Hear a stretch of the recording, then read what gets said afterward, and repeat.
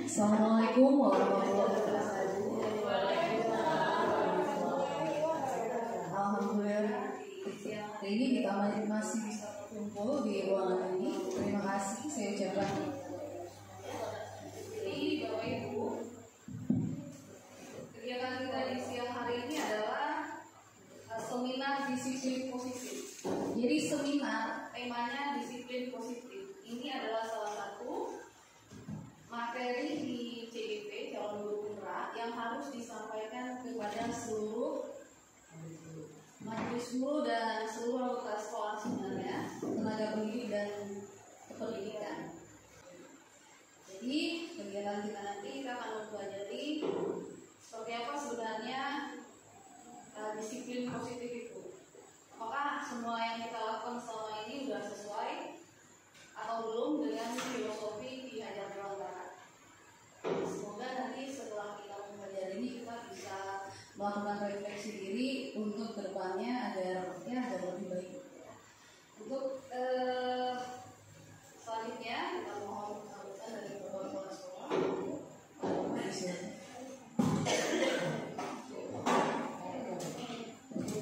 Bismillahirrahmanirrahim. Assalamualaikum warahmatullahi wabarakatuh. Pada siang ini kita masih kesehatan mengikuti kegiatan tahapan yang harus diikuti oleh calon guru penggerak, itu mengikuti tim dalam hal sembilan disiplin positif dari warga sekolah. Salam juga kepada lupa sampai kepada Nabi Besar Muhammad SAW. Allahumma sholli ala Muhammad wa ala Muhammad. Bapak Wakil Kepala Sekolah Sekretaris Sekolah hari, ibu-ibu guru yang masih setia memenuhi undangan butiting, walaupun sebenarnya acara butiting, tapi ini tanggung jawab kita sebagai warga sekolah, karena alhamdulillah saat ini kita bersyukur sama-sama bahwa ada guru kita yang mewakili dan bersedia dan pentingnya, karena tidak mudah untuk mengucapkan kata bersedia ya. Karena kita tahu bahwa program CDP ini dibilang berat, dibilang tidak, tapi memang kita patut berbangga dan terima kasih kepada Bu Titin dalam hal ini. Dan tugas kita setidaknya walaupun belum mampu ikut, setidaknya kita ikut mendukung apa yang dilakukan dalam kegiatan CDP. Jadi harapan saya memang ke depannya ibu-ibu guru tetap setia mengikuti kegiatan-kegiatan yang memang sudah terjadwal dalam program CDP. Karena kalau bukan kita yang mendukung, siapa yang mungkin orang lain atau guru dari sekolah lain. Karena memang ini untuk internal kita, untuk kemajuan kita bersama, dan kita yakini bahwa akan berdampak baik untuk kita ke depan. Jadi dengan cara kita hadir di sini berarti setidaknya kita sudah ikut membantu mereka beban Bu Titin untuk memberi semangat juga untuk Bu Titin. Karena kalau kita cuek-cuek aja, kasihan Bu Titin bergerak sendiri ya, padahal ini untuk kepentingan kita bersama, bukan untuk kepentingan secara pribadi. Jadi harapan kita kalau hadir hari 10 orang semuanya, mudah-mudahan untuk kegiatan ke depan bisa ada semua, karena memang itu dalam kegiatan itu warga sekolah ya, bukan hanya guru. Jadi saya mohon maaf kita lupa share, mungkin sebagai guru menganggap bahwa itu kegiatan itu juga ada cara berbagi, padahal itu salah pemahaman kita ya. Karena ini kegiatan nama baik sekolah kita juga yang harus dijaga. Kalau cuma ada sedikit berarti kayak tidak peduli itu kurang kompak. Mungkin tambahan apa itu ya. Yang jelas saya terima kasih kepada ibu yang sudah hadir. Mudah-mudahan kegiatan ini kita bisa berjalan lancar dan bisa kita ikuti dengan seksama. Ini sudah saya sampaikan. Assalamualaikum warahmatullahi wabarakatuh.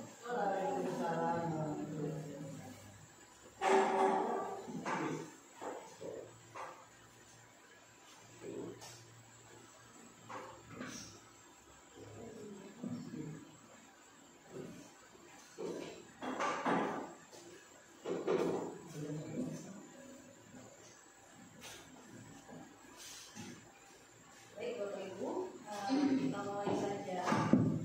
Di layar sudah tertayangkan bahwa tema kita adalah disiplin positif. Nah, kita akan sama-sama belajar tentang disiplin positif. Apakah disiplin yang kita maksudkan selama itu udah sesuai belum dengan disiplin yang sebenarnya? Oke, kita lihat makna dari kata disiplin. Ketika kita mendengar kata disiplin, apa yang terbayang di benak Bapak Ibu? Apa yang terlintas di pikiran Bapak Ibu? Nah, kita akan dengarkan pendapat dari Bapak Ibu. Mungkin dari yang senior dulu ya, Ibu Mami. Menurut Ibu Mami, ketika mendengar kata disiplin itu yang terbayang sama Mami apa? Silakan. Disiplin itu sama online, tepat waktu, datang sekolah, pergi sekolah, atau apa? Disiplin, disiplin mengajar, disiplin bayar kelas. Sebenarnya luas kata disiplin ya. Oke. Ya, luas. Oke. Cukup Mami? Jadi kata Mami, disiplin itu adalah on time, tepat waktu, datang ke sekolah, pulang ke sekolah, di kelas dan lain-lain. Jadi intinya on time gitu ya, tepat waktu. Ibu Sarini, silakan Ibu Sarini.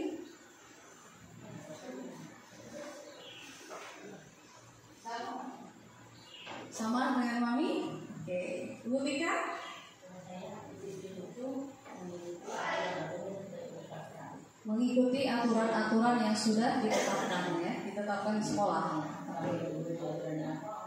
Oke, sesuai dengan posisinya guru ataupun siswa gitu ya. Oke, terima kasih. Bapak Mudi, silakan Bapak Mudi. Kalau Bu, disiplin itu menempatkan sesuatu pada tempatnya sesuai dengan posisinya. Menempatkan sesuatu pada tempatnya sesuai dengan posisinya. Menempatkan sesuatu sesuai pada tempatnya sesuai dengan porsinya. Oke, terima kasih Bu Aiza. Disiplin itu tepat waktu. Berarti sudut pandangnya dari waktu gitu ya. Ibu Hani? Tanggung jawab dari diri sendiri berarti internal ya, faktor internal. Ibu Nia? Sama kayak Bu kita itu taat, ada kata dan peraturan yang telah Taat dan patuh pada peraturan yang sudah ditetapkan. Berarti temannya Bu Tika ya. Ibu Sinta? Kalau menurut saya disiplin itu sama mengikuti peraturan yang ada dan menaatinya. Mengikuti peraturan yang ada dan menaatinya. Oke, kita sudah dengarkan pendapat dari teman-teman dari Bapak Ibu guru semua. Kita lihat bagaimana makna disiplin itu. Jadi kebanyakan orang akan menghubungkan kata disiplin dengan kata tertib, teratur dan kepatuhan pada peraturan seperti yang disampaikan Bu Tika, Bu Nia dan Bu Sinta ya. Kata disiplin juga sering dihubungkan dengan hukuman, padahal itu sungguh berbeda. Karena belajar tentang disiplin positif tidak harus dengan memberi hukuman, justru itu adalah salah satu hal alternatif terakhir kalau perlu tidak digunakan sama sekali. Nah, ini seperti ini bayangan dari filosofi Ki Hajar Dewantara ya. Oke, kita lihat slide berikutnya. Dalam budaya kita, makna kata disiplin dimaknai menjadi sesuatu yang dilakukan seseorang pada orang lain untuk mendapatkan kepatuhan. Jadi harus patuh. Kita cenderung menghubungkan kata disiplin dengan ketidaknyamanan. Disuruh patuh berarti kan bagi orang yang disuruh patuh dia nggak bakalan nyaman. Nah, Bapak pendidikan kita Ki Hajar Dewantara mengatakan bahwa di mana ada kemerdekaan, disitulah harus ada disiplin yang kuat.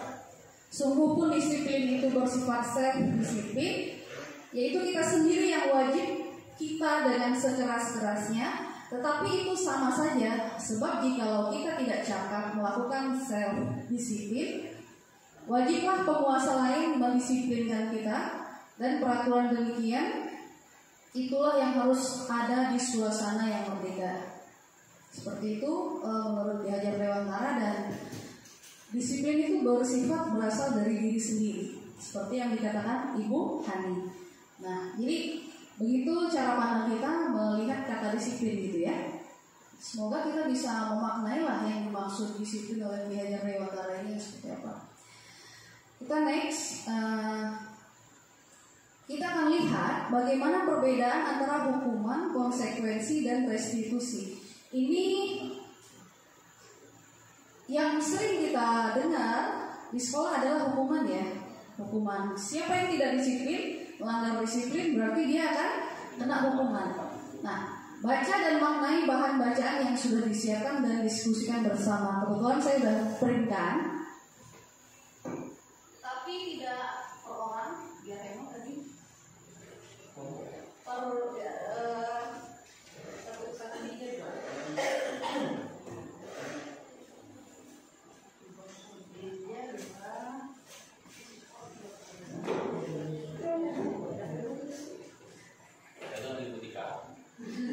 Nah, di sini sudah ada apa yang termasuk hukuman, seperti apa itu hukuman, seperti apa konsekuensi dan restitusi, dan yang mana seharusnya yang ada di sekolah. Kita butuh waktu 5 menit Bapak Ibu untuk membacanya. 5 menit ya.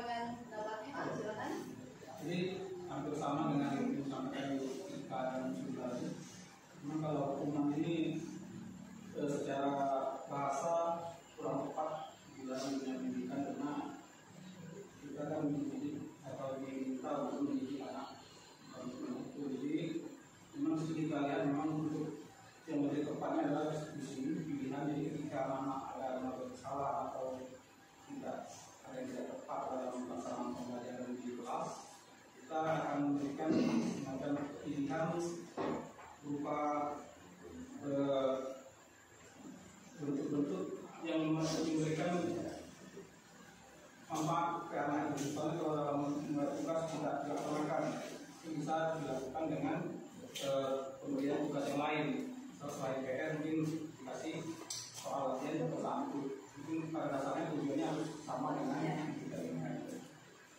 Oke, terima kasih dukungan buat Bapak Ibu. Jadi betul sekali apa yang sudah disampaikan oleh kita, Bapak dan Ibu kita, bahwa kalau hukuman konteksnya itu adalah negatif dan dia akan membekas pada diri anak. Jika kita menghukum anak secara mental, mereka akan kalau istilah kerennya kena mental ya, dan itu akan tumbuh di diri dia sehingga menimbulkan benih-benih dendam kepada gurunya. Dan ini harus kita hindari. Kita bisa memilih dua hal, yaitu yang pertama konsekuensi. Betul seperti yang dikatakan Bu Tika, kita bisa membuat kesepakatan kelas. Setelah ini kita akan belajar tentang kesepakatan kelas. Dan kesepakatan kelas itu ada konsekuensi yang juga sudah mereka sepakati bersama. Nah, kemudian restitusi. Nanti kita akan juga belajar tentang restitusi.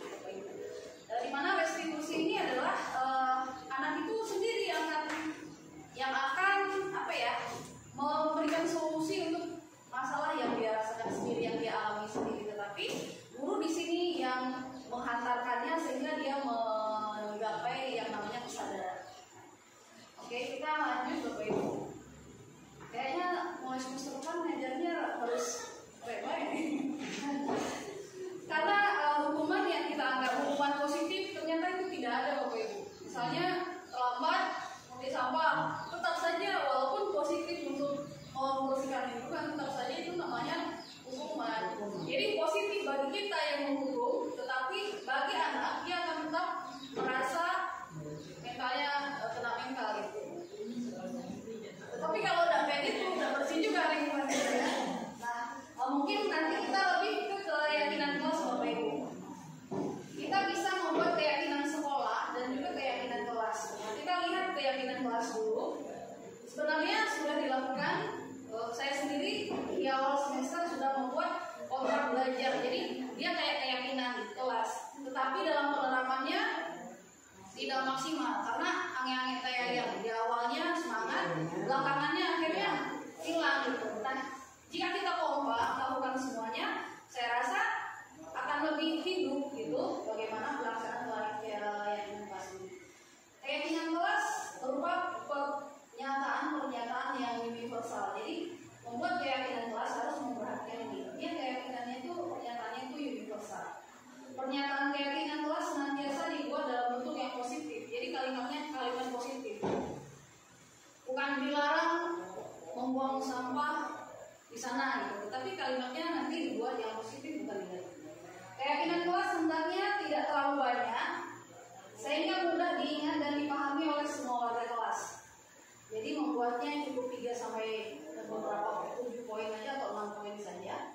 Keyakinan kelas sebaiknya sesuatu yang dapat diterapkan di lingkungan tersebut. Jangan memaksakan hal yang nggak mampu kita lakukan. Semua warga kelas hendaknya ikut berkontribusi dalam pembuatan keyakinan kelas lewat kegiatan curah pendapat. Bersedia meninjau kembali keyakinan kelas dari waktu ke waktu. Jadi ada keberlanjutan. Nah, curah pendapat di sini jadi di awal masuk kita dengarkan pendapat dari anak. Boleh menggunakan kertas seperti dulu beberapa kuliah dulu pernah saya berikan kertas kecil-kecil terus kita kumpulan kayak kemarin juga. Nanti kita klasifikasikan, kemudian kita diskusikan yang mana yang setuju, yang mana yang tidak. Jadi itu bisa dilakukan, termasuk konsekuensinya mereka juga sendiri yang menentukan. Misalnya membuang sampah pada tempatnya. Konsekuensinya jika mereka tidak membuang sampah pada tempatnya apa? Jadi kita meminta pendapat dari anak-anak juga, bukan kita yang menentukan. Misalnya dia bikin konsekuensi, apalah terserah pendapat mereka nanti ya. Oke. prosedur menyusun keyakinan kelas ini ada prosedurnya. Seperti yang tadi sudah saya sampaikan, mempersilakan siswa atau murid untuk curah pendapat. Mungkin di wali kelas ya, di wali kelas. Kalau untuk mata pelajaran, guru mata pelajarannya. Jadi curah pendapat tentang apa yang ingin disepakati. Setelah itu konsekuensinya seperti apa. Mencatat semua masukan. Kemudian ditulis atau ditempel. Setelah itu disusun keyakinan kelasnya sesuai prosedur pembentukan keyakinan kelas, dan gantilah kalimat-kalimatnya menjadi kalimat yang positif. Misalnya kalimat negatif, jangan berlari di kelas atau di koridor. Kalimat positifnya, berjalanlah di kelas atau koridor. Jadi guru nanti yang merubah redaksi kalimatnya menjadi kalimat positif. Nah, langkahnya yang pertama itu tadi, curah pendapat, menerima semua masukan, lalu menyusunnya, kemudian akhirnya menyepakati. Insya Allah bisa kita lakukan ya Bapak Ibu. Nah, ini lagi kemudian kita tinjau kembali. Yang keempat kita tinjau kembali. Setelah ditinjau kembali, itu keyakinan kelas sesuai nggak dengan keyakinan sekolah gitu. Jadi kita harus tinjau kembali, diskusikan lagi. Nah, contohnya nih tadi berjalan di kelas, dengarkan guru, datanglah tepat waktu, dan lain-lain nih. Banyak contoh-contohnya, nanti filenya akan saya kirim di grup ya. Ini tinjau ulang, sudah tadi kita bahas. Nah, ini tidak perlu banyak-banyak Bapak Ibu. Ini 3-7 poin aja. Jadi minimal 3, paling banyaknya 7 dari pendapat-pendapat siswa itu kita saringkan nanti yang mana yang mirip-mirip dan yang mana yang bisa kita jadikan keyakinan kelas. Kalau terlalu banyak akan sulit untuk dijalankan Bapak Ibu. Oke, next. Setelah dibuat keyakinan kelasnya, maka semua warga kelas dipersilakan meninjau ulang. Jadi tidak hanya guru yang meninjau, tetapi semua warga kelas juga meninjau. Dan keyakinan kelas atau keyakinan sekolah selanjutnya bisa diletakkan di dinding kelas atau di tempat yang mudah dilihat. Jadi nanti ditempelkan baik untuk keyakinan kelas maupun keyakinan sekolah. Keyakinan sekolah mungkin untuk guru dan siswa, keyakinan kelas untuk warga kelas, dan lain-lain. Nah, kita sudah mempelajari tentang keyakinan kelas. Kita lanjut ke 5 kebutuhan dasar manusia Bapak Ibu. Jadi materinya agak banyak, jadi kita cepetin aja. Ada 5 kebutuhan dasar manusia. Yang pertama, kebutuhan untuk bertahan hidup. Kemudian kebutuhan kasih sayang dan rasa diterima, kebebasan, kesenangan, dan penguasaan. Ini melekat pada diri semua makhluk hidup, tidak hanya manusia, tidak hanya guru, tetapi juga siswa. Maka di dalam melaksanakan peran kita sebagai pendidik, kita harus memperhatikan 5 kebutuhan murid-murid kita, kebutuhan dasar mereka, dan juga 5 kebutuhan dasar kita. Kayak misalnya kita hukum anak jemur 3 jam di bawah sinar matahari. Ini melanggar kebutuhan dia yang pertama. Nah, seperti itu. Oke, udah. Kita lanjut ke 5 posisi kontrol guru. Nah, ini penting sekali buat kita guru. Jadi kita guru itu punya 5 posisi kontrol yang harus diterapkan. Yang pertama, penghukum. Kita sebagai penghukum, pembuat rasa bersalah, teman, pemantau, manajer. Dari kelima ini kita harus pilih yang mana, di mana kita menempatkan posisi kontrol kita. Kalau penghukum, makanya udah belajar. Nah, itu berarti kita sudah memposisikan diri sebagai penghukum. Kalau pembuat rasa bersalah, salah dewe bang, udah belajar. Kalau posisi sebagai teman, semua belajar kak. Kalau pemantau, kita lihat-lihat aja mantau-mantau. Tetapi kalau manajer, kita memberikan pengarah kepada mereka. Besok ini. Jadi seperti itu. Bapak Ibu pasti sudah tahu ya. Jadi ini hanya mengingatkan kembali bahwa ada 5 posisi kontrol yang kerap diterapkan oleh guru, dan sebaiknya kalau menurut saya kita harus belajar berada pada posisi 3 dan 5 ya, 3 dan 5. Kalau pemantau biasanya nengok-nengok ya. Dan ini tidak gampang saya rasa. Tidak gampang saya rasa, dan ini harus mulai kita melatihkan pada diri kita masing-masing. Nah, ini posisi penghukum Bapak Ibu.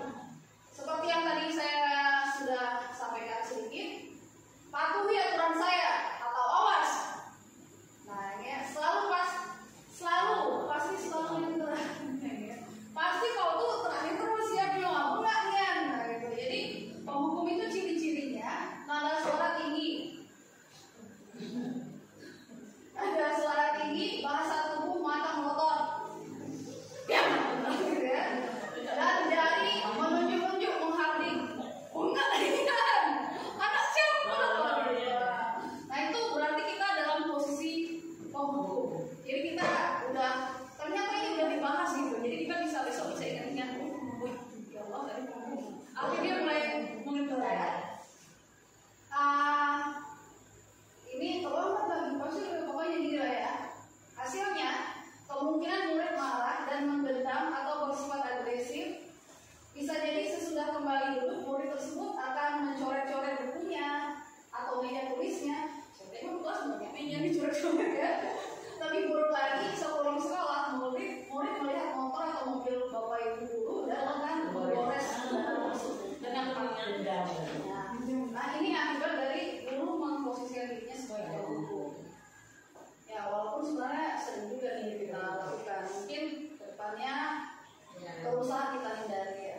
Walaupun menghindarinya tuh tidak mudah ya. Nomor itu ada bukti.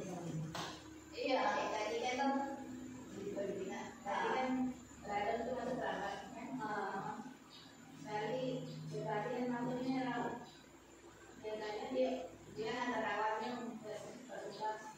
Tapi maksudnya kayak dia robot, jadi tangannya melorot. Ada buktinya. Nah nanti kita namanya restitusi, segitiga restitusi nanti di slide berikutnya. Oke. Ini posisi yang kedua, pembuat rasa bersalah. Pada posisi ini biasanya guru akan bersuara lebih lembut. Pembuat rasa bersalah akan menggunakan keheningan yang membuat orang lain merasa tidak nyaman, bersalah atau rendah hati. Ibu sangat kecewa sekali dengan kamu. Berapa kali Bapak harus memberitahu kamu ya? Coba gimana kalau orang tua kamu tahu kamu berbuat begini? Jadi kita memberikan anakku rasa bersalah.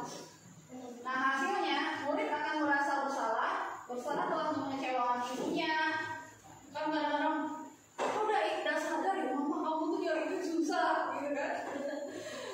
Murid akan merasa menjadi orang yang gagal dan tidak sanggup membahagiakan orang lain. Kadang sikap seperti ini lebih berbahaya dari sikap pemukul, karena emosi akan tertanam rapat di dalam. Jadi dia jadi memendam gitu, tidak seperti murid dendam dengan guru, di mana murid bisa menumpahkan amarahnya walaupun dengan cara negatif. Murid tertekan seperti inilah yang tiba-tiba bisa meletus amarahnya dan bisa menyakiti diri sendiri atau orang lain. Jadi kayak depresi dia ya, ibaratkan banjir jadi banjir bandang gitu. Jadi dia anak-anak akhirnya bodoh. Kemudian posisi sebagai teman. Guru pada posisi ini tidak menyakiti murid, namun akan tetap berupaya mengontrol murid melalui persuasi. Posisi teman pada guru bisa negatif ataupun positif. Positif di situ berupa hubungan baik yang terjalin antara guru dan murid. Guru di posisi teman menggunakan hubungan baik dan humor untuk mengetahui seseorang. Mereka akan berkata, ayo bantulah lebih bapak ya. Ayo ingat tidak bantuan bapak selama ini. Ya sudah, kali ini tidak apa-apa, nanti ibu bantu bereskan. Hasilnya murid akan merasa senang dan akrab dengan guru. Ini termasuk dampak positif. Hanya saja di sisi negatif, murid menjadi tergantung pada guru tersebut. Bila ada masalah, dia merasa bisa mengendalikan guru tersebut. Jadi kayak dia bisa ngatur guru gitu. Jadi guru sebagai teman ada positifnya, ada negatifnya. Nah, guru sebagai memantau berarti mengawasi. Jadi guru sebagai pengawas.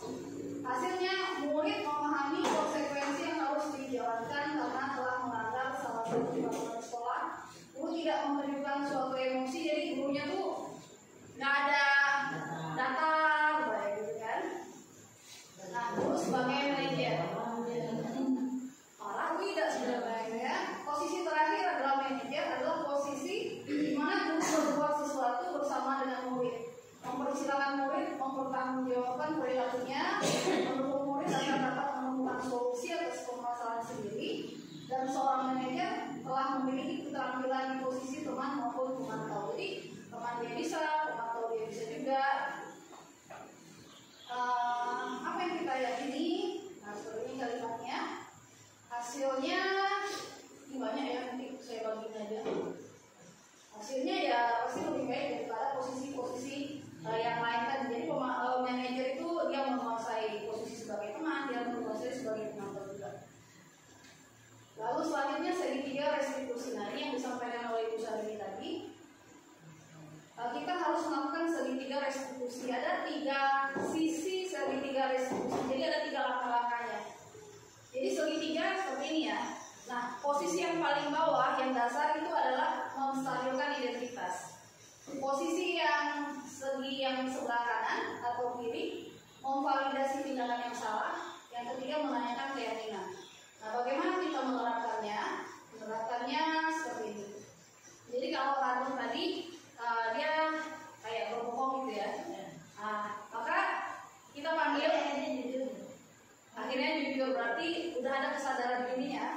Jadi pertama kita panggil, kemudian kita tanyakan kenapa kamu terlambat, kenapa matanya merah, ibu cium, kenapa tangannya bau begini. Akhirnya kan dia memvalidasi tindakan salahnya dia. Dari dia sendiri yang mengakui bahwa saya semalam begadang, atau saya semalam gini, atau tadi mengantar teman, atau tadi saya merokok, atau apa-apa.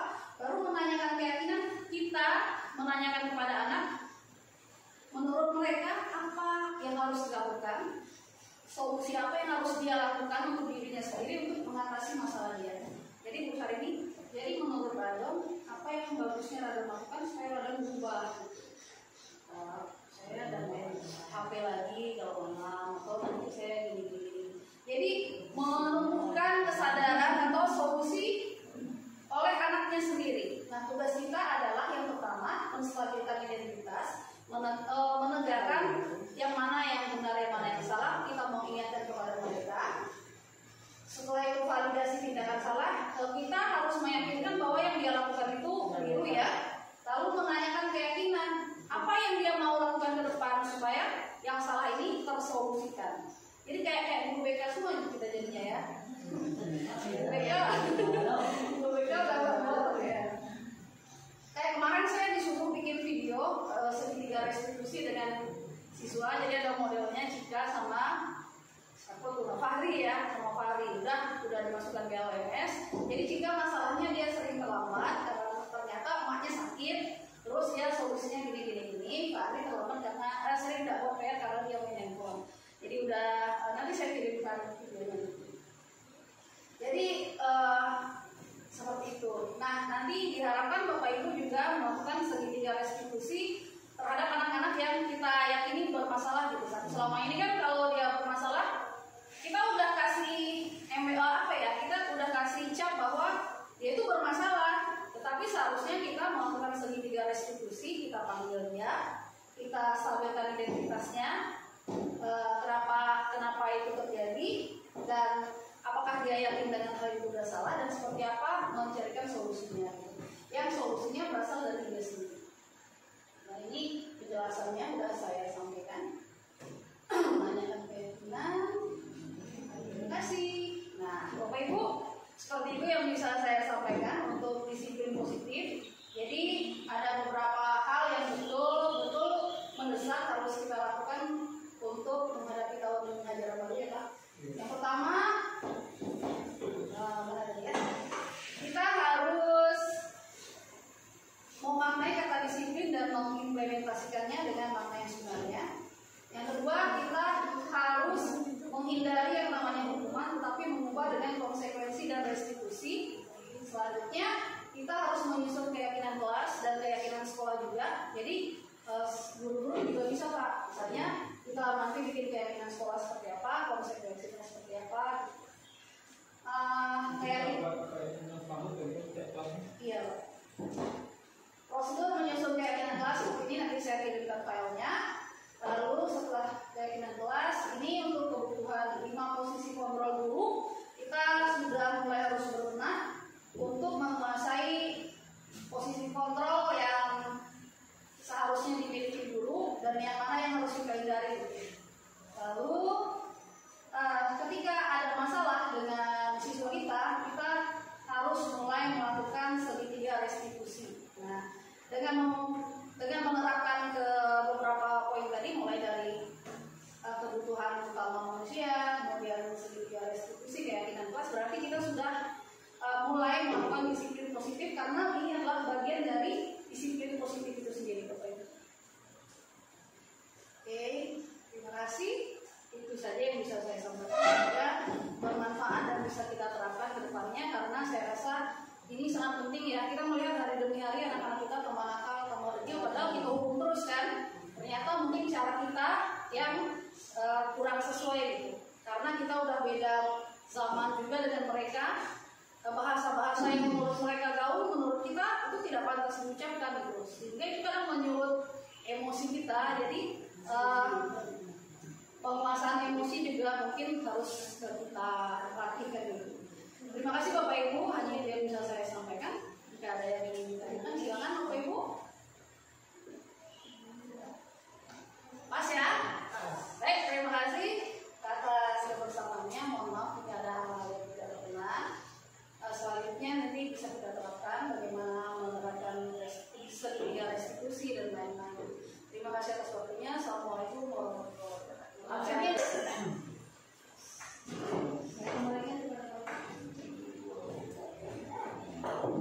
Ya, alhamdulillah kalian materi dari uji sudah selesai, sama-sama kita dengar, dan saya yakin apa yang disampaikan tadi sangat bermanfaat bagi kita ke depan, dan mudah-mudahan itu bisa kita laksanakan bertahap. Mungkin saya rasa memang untuk mengubah sesuatu secara 360 derajat itu ya susah, bertahap.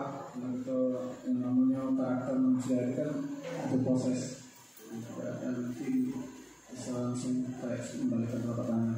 Jadi sekali lagi saya terima kasih Ibu dan Bapak yang sudah hadir hari ini, dan sama-sama kita nanti untuk kelanjutannya jalan seperti apa kita tunggu informasi dari Ibu Titin. Yang jelas saya sebagai kepala sekolah tentu hal-hal seperti ini wajib saya dukung, dan sama-sama bekerja ke depannya bagaimana niat baik ini bisa kita jalankan dengan bersamaan. Jadi dengan berakhirnya penyampaian dari Ibu Titin tadi, selesai. Kita tutup dengan